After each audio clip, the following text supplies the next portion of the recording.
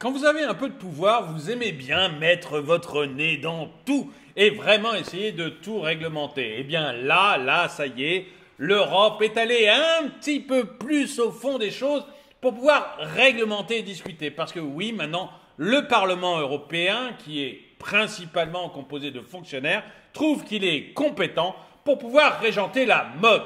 Bref, le Parlement européen a décidé de réglementer la mode.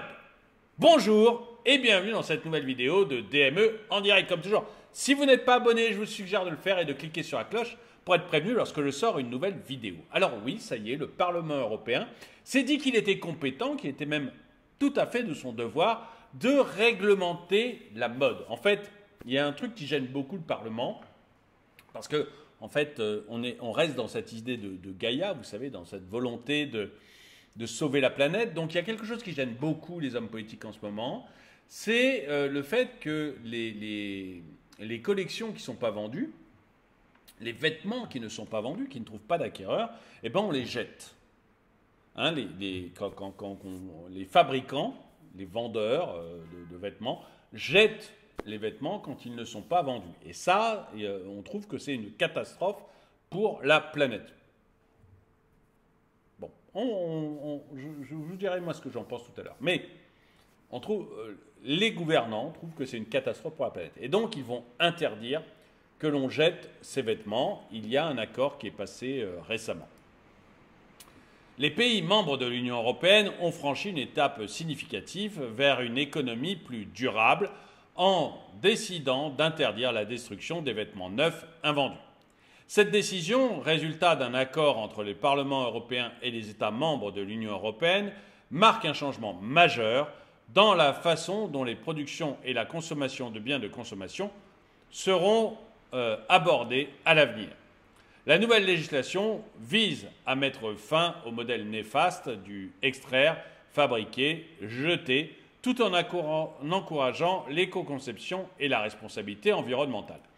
Dit comme ça, on se dit tout va bien, c'est normal. Excusez-moi, j'étais en train de regarder, c'est Ange aussi qui m'a envoyé l'article qui est lié à ça, donc merci à lui. Donc dit comme ça, on se dit c'est merveilleux, on va sauver la planète. Il n'y a pas un seul magasin au monde, pas un seul fabricant au monde qui fabrique des vêtements pour les jeter. Hein, il n'y en a pas un qui se dit tiens, je vais fabriquer 200 000 polos pour pouvoir les mettre à la benne. Parce que mon plaisir à moi, c'est de fabriquer 200 000 polos et d'en mettre 50 000 à la benne. Parce que les gens ne les achètent pas. Il n'y a pas un fabricant au monde qui pense à ça, qui pense comme ça. Pourquoi est-ce qu'on fabrique 200 000 excusez-moi, mais voilà. Pourquoi on va fabriquer, par exemple, 200 000 polos? On va fabriquer 200 000 polos tout simplement pour que ça coûte moins cher. Parce que si on en fabrique 150 000, le coût de fabrication par polo va être plus élevé. Donc on en fabrique 200 000. Et on pense qu'on arrivera à vendre les 200 000. Quand on les fabrique, on se dit, ouais, il n'y en a pas un qui dit, bon, j'ai jeté 25% ou 20% ou 10% de ma production. Juste, on part sur cette grande quantité parce qu'on espère pouvoir la vendre. Et derrière, on fait des économies d'échelle, ce qui permet derrière, vous, d'avoir des polos moins chers. Quand vous allez en magasin, vous achetez votre polo moins cher parce qu'on a fabriqué 200 000 et pas 150 000. Donc, voilà. Et finalement, au bout d'un moment, c'est le fabricant, à la fin, quand il a vendu sa collection, merde, j'en ai vendu beaucoup moins que prévu. J'en ai vendu 150 000 au lieu de 50 000. Bon, les 50 000 de plus, je suis obligé de les bazarder, je les envoie à la benne. J'ai perdu de l'argent ou j'ai fait moins de bénéfices que ce que j'espérais. Voilà. Donc les gagnants, en fait, là-dedans, c'est vous qui avez acheté moins cher votre polo. Quand la Commission européenne rentre, le Parlement européen et les États membres disent non mais pour sauver Gaïa, il faut qu'on fabrique moins de polos, qu'est-ce qui se passe? Le fabricant se dit ok, mais dans ce cas, je ne vais pas en fabriquer 200 000, je vais en fabriquer 150 ou 100 000. Je vais en fabriquer beaucoup moins. Comme ça, ceux-là, je suis absolument sûr à 100% de les vendre. Sauf catastrophe, je les vendrai. Donc on en fabrique beaucoup moins. Qu'est-ce que ça veut dire si on en fabrique beaucoup moins? Bah, que le coût de fabrication est supérieur, est plus élevé. Pour qui ce n'est pas encore totalement clair, en fait, la machine, j'ai une énorme machine qui va fabriquer les polos. J'ai un temps de calibrage. Donc, ce temps de calibrage, il est le même que j'en fabrique un ou que j'en fabrique 150 000. Donc, tout ce temps pour mettre la machine au point, etc., c'est le même. Donc, c'est le même coût. Je vais acheter du tissu. Si j'achète du tissu pour 100 000 ou pour 200 000, bah, ça ne va pas être le même prix parce que le vendeur de tissu, il va me faire un rabais. Donc, en fait, en fabriquant beaucoup plus d'unités, j'ai un coût de fabrication qui est bien moindre par unité.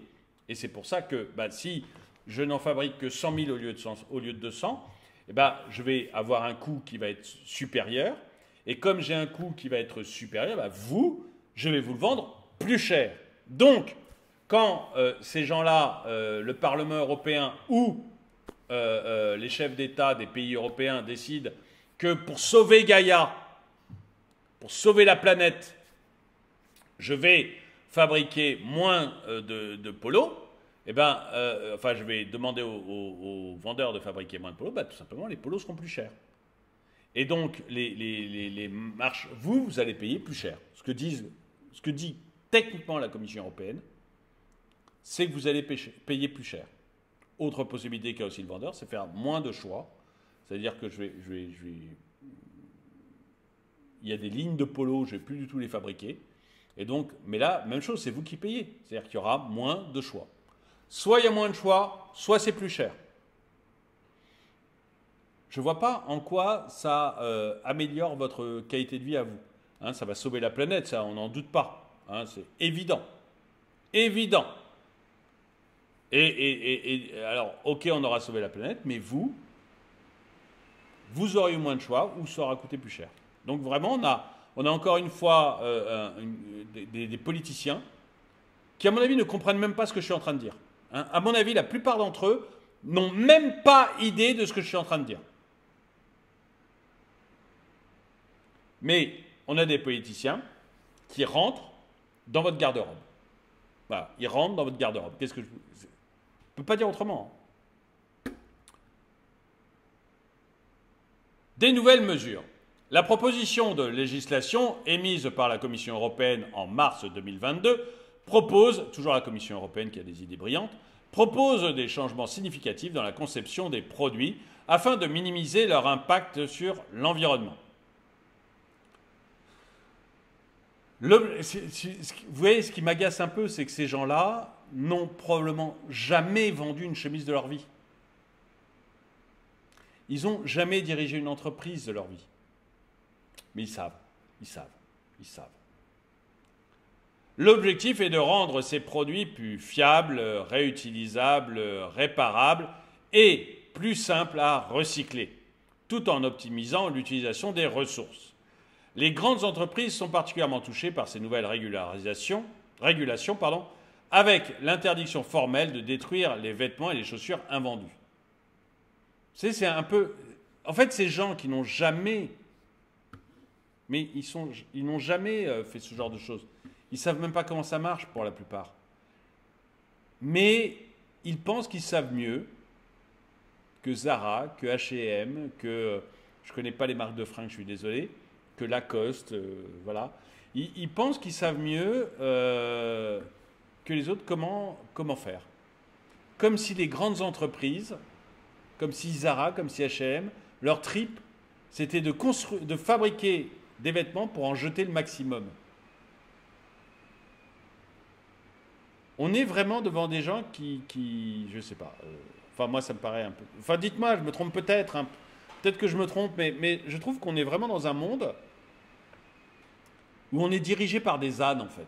On est dirigé par des ânes qui ne connaissent rien à rien. Mais rien à rien dans ce domaine. Rien. Rien. Ils ne connaissent rien dans ce domaine. mais qui pensent qu'ils peuvent mettre leur grain de sel sur tout. Des gens qui n'y connaissent rien et qui mettent leur grain de sel sur tout. C'est vraiment ça, je trouve.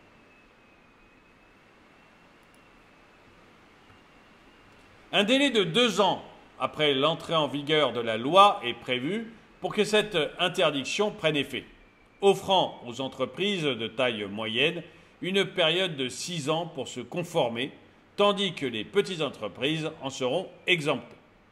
De plus, la Commission aura le pouvoir d'étendre cette interdiction à d'autres catégories de produits, garantissant ainsi la portée étendue de ces mesures. Ça veut dire quoi? Ça veut dire qu'on va fabriquer moins d'oranges, moins de bananes, moins d'ordinateurs, moins de téléphones portables. Mais vraiment, avec l'idée, ceux qui font ça sont des imbéciles, ceux qui fabriquent ça sont des imbéciles, qui fabriquent beaucoup trop de produits qu'ils sont incapables de vendre.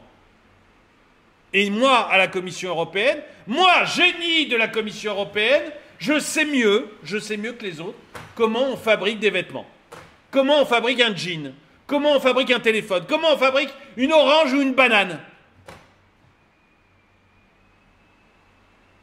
Et donc, je vais expliquer comment on fait. On a créé un monstre qui pense mieux que tout le monde. Mais on a le même en France, hein. Alors je sais qu'on va sûrement écrire Frexit en bas de ma vidéo, mais on a les mêmes en France, qui n'arrêtent pas de mettre des normes, des obligations, des trucs sur des marchés qu'ils ne comprennent pas du tout et qui sont incapables de gérer leurs compétences. L'Europe, une des compétences, ce serait les frontières. Qu'on soit immigrationniste ou qu'on soit contre l'immigration, tout le monde est d'accord pour dire que les frontières de l'Europe, c'est n'importe quoi. C'est une passoire. Tout le monde est d'accord au moins pour dire ça. Qu'on soit pour ou contre. Pourtant, c'est bien une prérogative de l'Europe. Donc il n'y a personne. Pour le régalien, il n'y a plus personne.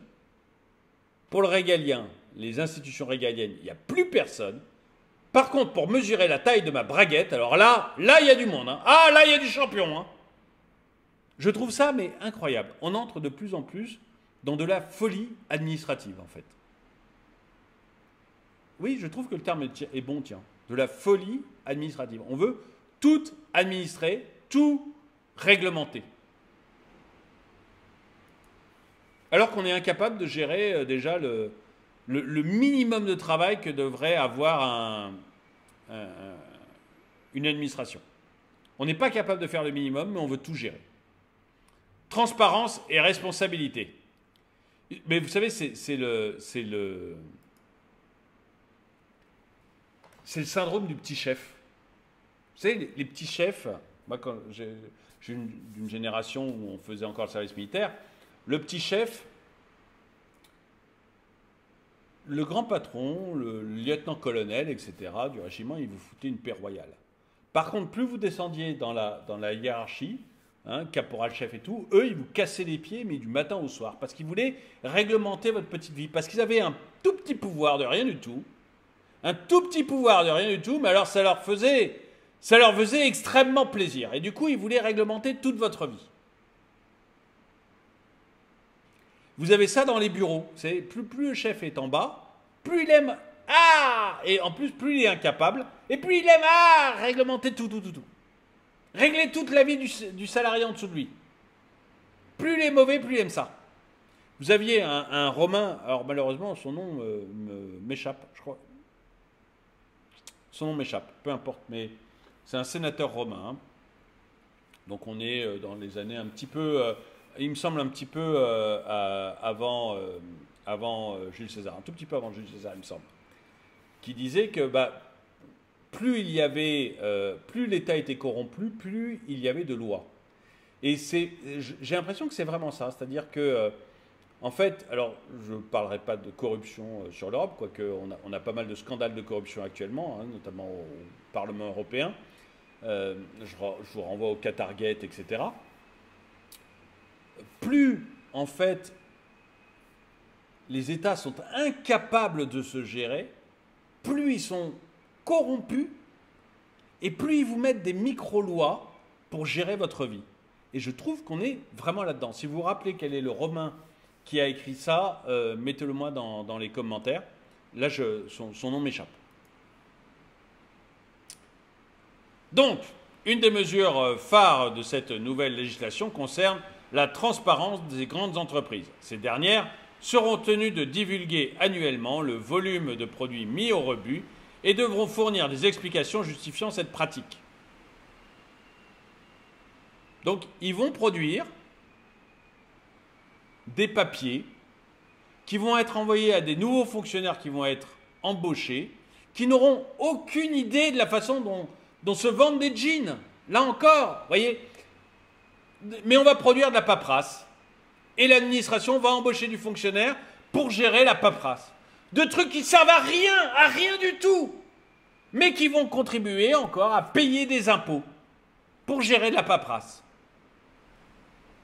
Et les mecs qui savent produire des jeans, qui savent vendre des jeans, vont devoir écrire des rapports, qui là aussi va générer des emplois qui servent à rien. Hein, les gens que Zara va devoir embaucher pour écrire des rapports, c'est vraiment de l'emploi qui ne sert à rien, mais qui va juste alourdir l'entreprise. Bon. Ils vont produire du rapport, qui vont être envoyés à des fonctionnaires qui n'ont jamais vendu de jeans de leur vie, qui n'ont aucune idée de la façon dont ça se vend, mais qui vont avoir le pouvoir de juger si Zara a bien fait de fabriquer ces jeans ou pas. On est dans de la folie douce. C'est l'exemple même, à mon avis, d'une administration qui s'auto-nourrit. Pour moi, c'est vraiment un exemple de ce qui est en train de devenir l'Europe et la France. De ce qu'on est en train de devenir, c'est-à-dire des trucs gérés par une administration. Pourquoi ? L'objectif est d'inciter les entreprises à reconsidérer leur processus de production et à adopter des pratiques plus durables. Bah oui, parce que comme je le disais tout à l'heure, Zara est incapable de s'autogérer. C'est des nuls, les producteurs de vêtements, des nuls. Alors qu'à la commission, c'est que des génies. Donc on est obligé, les génies sont obligés de dire aux nuls comment on produit. Et jamais ils seraient revenus à l'idée de Zara, excusez-moi, je cite toujours Zara parce que je connais très peu de marques de fringues, mais de Zara, de H&M, de C&A, jamais il leur viendrait à l'idée de dire tiens, on va revoir notre système de production pour gagner plus de fric. Il n'y en a pas un qui pense à ça. Eux, ils achètent. Ils produisent du jean, ils produisent de la quantité pour des trucs inutiles qu'ils vont jeter à la poubelle. Et comme ils sont très nuls, il n'y en a pas un qui y a pensé. Heureusement que la Commission européenne est là. C'est Kafka, c'est complètement débile. Complètement débile. Même dans la pensée, c'est complètement débile. Mais peu importe. Cette initiative vise à sensibiliser davantage les entreprises aux enjeux environnementaux, ah oui, ça oui, par contre oui, et à les encourager à revoir leurs pratiques de gestion des déchets. Oui, là, oui, tout à fait, ça va. Mais ça va augmenter les coûts et diminuer le choix. Donc, écoutez, ah oui, alors il va y avoir aussi un passeport numérique pour une consommation éclairée. Alors ça, contrairement à ce qui est écrit, moi je suis plutôt pour. Donc on va le regarder, mais vous allez comprendre.